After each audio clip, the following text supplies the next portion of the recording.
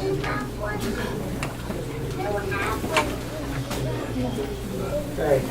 come on with that.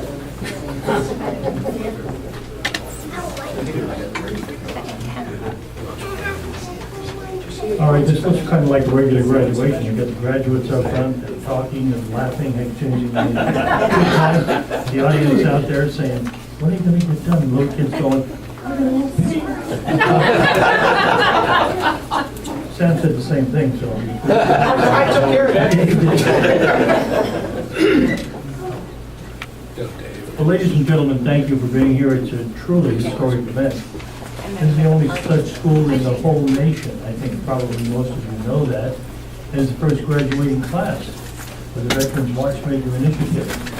I think for those who are not certain of the history of this, as the majority of you folks here today know, the Veteran Watchmaker Initiative is a vision of Sam Cannon, a retired Baltimore police officer and Swiss-trained master watchmaker who's devoted himself to giving disabled veterans who's on a plan to raise 83%, a new opportunity unhampered by physical and other challenges.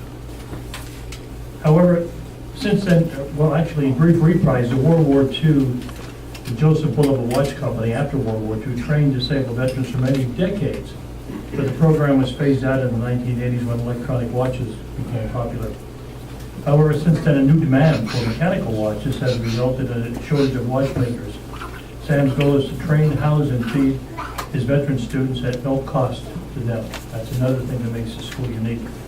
He designed and has worked with Hogs and Heroes.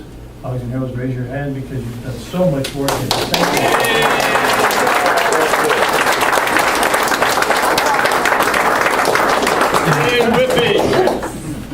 In fact, these rooms that you're in right now, just about a month ago, looked like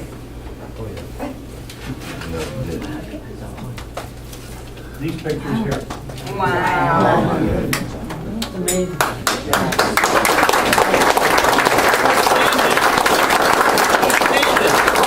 They were driveways for one-time emergency vehicles. And I think that this school here is a realization of a dream, but it's the first step. The main vision is going to be in Middletown, where Jerry and Dickie Money, they're standing back there, step forward a little bit here, donated 4 acres of prime land to build a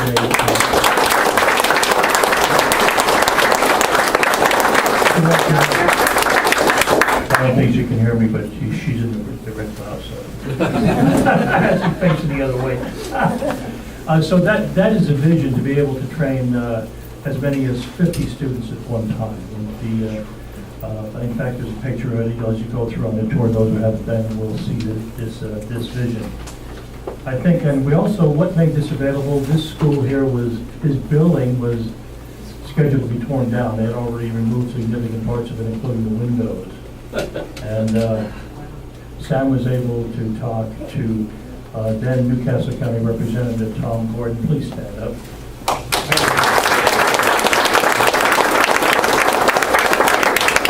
And Sam had approached him, and he said, we need a good deal. And he said, how about $1 a year lease? Hey, way to go, Tom. From our guest here from New York, that's really what you call rent control. I'm kind of going off my notes because I don't really need a lot of notes. But about 7 years ago, Sam came to Paul Davis, another fellow Vietnam veteran.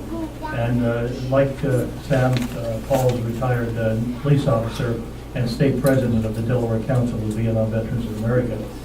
And he told us he wanted to create a watch school, like what the Bulliver Company did after World War II. And he explained what they did after World War II.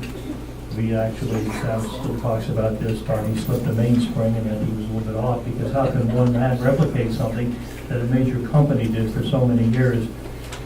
And there were times we tried to, kind of discourage him a little bit, because we thought, he's not going to get anywhere with this, but he sure did. He just kept pushing forward. He would never take no for an answer. He was very, very specific on what he wanted. He looked at building sites and buildings in multiple states, New York and Pennsylvania, as well as Delaware and beyond, but could never find a school that would be able to be turned over and to be converted to what he needed to, to what he would like it to be. The schools that were available were basically places that were full of asbestos, or places that they needed to get rid of, and figured they turn it over to somebody who who'd be able to do something with it, which was well beyond the means. So after looking around in Delaware, we helped to try to get the word out for him, and finally people started coming forward and saying, how can we help? And that's where we are today. And again, this to me is a historic event, because years from now, you'll be able to look back and say, I was there. I was on time. In fact, I started out with a bunch of little quips. You know, thank you for taking the time to join us today at this timely event. You're on time. You're also in time to make a difference. All right. But I think the overriding theme, and get some fundraisers going, and he hasn't had time to do that. Naming them, it's about time, because that's exactly right. It has more than one connotation. We need to look out for our veterans, particularly those who are disabled. I think at this point, I'd like now to introduce Sam and have him come up. And in fact, let me make sure here. We didn't do the Pledge of Allegiance. Well, I can't go all the way back, but we'll go back now. Please rise for the Pledge of Allegiance. I pledge allegiance to the flag of the United States of America and to the republic for which it stands, one nation, under God, indivisible, with liberty and justice for all. Thank you very much.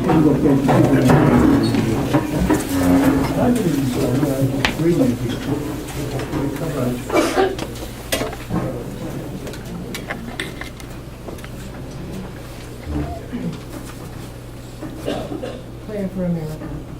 O thou kind Lord, this gathering is turning to thee. These hearts are radiant with thy love. These minds and spirits are exhilarated by the message of thy glad tidings. O God, let this American democracy become glorious in spiritual degrees, even as it has aspired to material degrees, and render this just government victorious. Confirm this revered nation to have raised the standard of the oneness of humanity, to promulgate the most great peace, to become thereby most glorious and praiseworthy amongst all the nations of the world. O God, this American nation is worthy of thy favors and deserving of thy mercy. Make it precious and near to thee with thy bounty and bestowals. Let us pray. O my God, unite the hearts of thy servants and reveal to them thy great purpose. May they follow thy commandments and abide in thy law. Help them, O God, in their endeavor, and grant them strength to serve thee. O God, lead them not to themselves, but guide their steps by the light of thy knowledge, and cheer their hearts by thy love. Verily thou art their helper and their Lord. Amen. Thank you very much. You may be seated. Normally, when we do our events down State Hall, looking around, we always have a child from the audience lead us in the pledge, but I don't think there's anybody old enough. Not yet. So, again, I want to welcome you here. I'd like to acknowledge some of the folks here. We already acknowledged Tom Gordon. We've got Representative Kevin Hensley, who has come here, and Senator Bruce Ennis, who also represents this area as well. And we want to thank very much. I'd also like to acknowledge the members of the board. I'll do them in alpha order. Of course, Sam Cannon is the chairman and co-founder. In fact, if I call your names, feel free to stand up. Joe Borella, 30 years in the watch industry and jewelry supply board. Member of the Joseph Bulova School of Watchmaking. Ted Granchfeld, 30 years in the field of horology. Watch and clock repair, PhD from Ohio State. Lois Heaster, certified fundraising executive with more than 25 years experience. Herb Conowitz, past president of SCORE Delaware. founder of the Dover Interfaith Mission and recipient of the Governor's Person of the Year Award, and so many other things that he and other people in here have on their resume. Roger Satnick, a third-generation jewelry designer and jeweler. His family has a jewelry business in New York for more than a century. Wow. Myself, I'm president of PR Delaware and I'm president of Delaware Veterans Coalition. Retired Major General Frank Vavala, I'm not sure if he's here or not. He spent 50 years in the military. Super guy, 18 years as Adjutant General, 2 terms as National President of the Adjutants General Association of the Nation. I also see representative of the Commission, the Commission of Veterans Affairs here, Dr. Ron Sarge. And serving as technical advisors to the chairman are Susan Mussman, CUNY Baruch College, and Antoine Simone. Simone, that's what I said. Publisher of more than 20 titles and responsible for the creation of watchmaking training centers in South Africa and Switzerland. An associate of the school is Lori Brower, Director of Special Projects with experience in management. Lori's brother is a disabled Navy veteran. Again, thank you for coming here, and it's a short program, but I'm glad we had it inside because it was scheduled to be raining and blowing and everything else out there. Good job. Pauline, we go through all the things that Sam had to push through and make happen when people told him it's impossible to do that. And opposition, oh my gosh. But we also, besides this, I also got to acknowledge the perils of Pauline, because she was right there the whole time, never quit, always there in the background.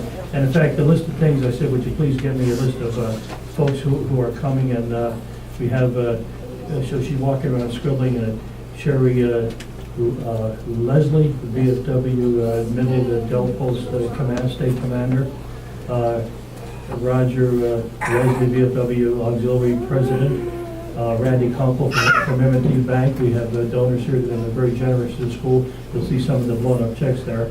And then Nick Lambert was also here from M&T. And then I switched over the thing and it says, okay, who else should I acknowledge? And I have, okay, certificates, plaques, lab coats. I know I have napkins, cup, forks, and I realized she's still busy here. She's recycling paper. Good job. None of your donations, contributions are ever wasted here. A lot of things you see are given, are food and everything else. And people come in here and say, how can we help you? How can we help you? So I'd like now to introduce Sam, who will talk. He will also acknowledge various people. And Sam, let's give him a round of applause.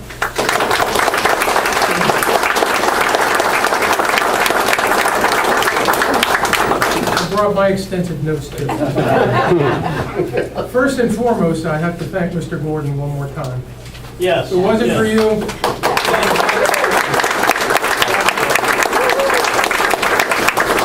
trying to catch up to you since that day. I did my photo.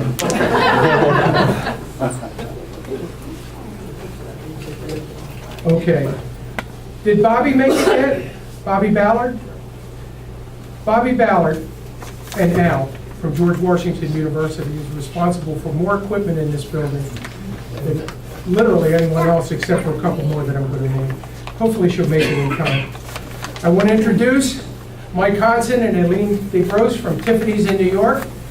That's the Director of Service of the head.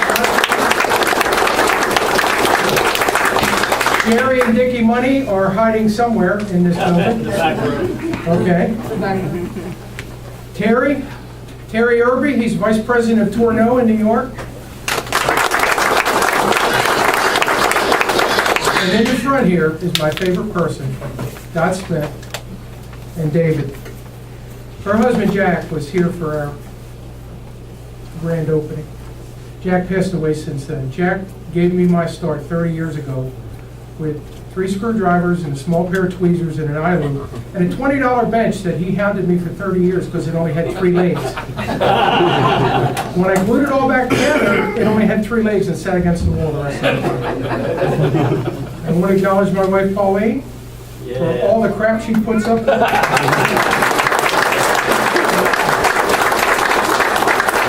And there's some that aren't here that I have to acknowledge. Peter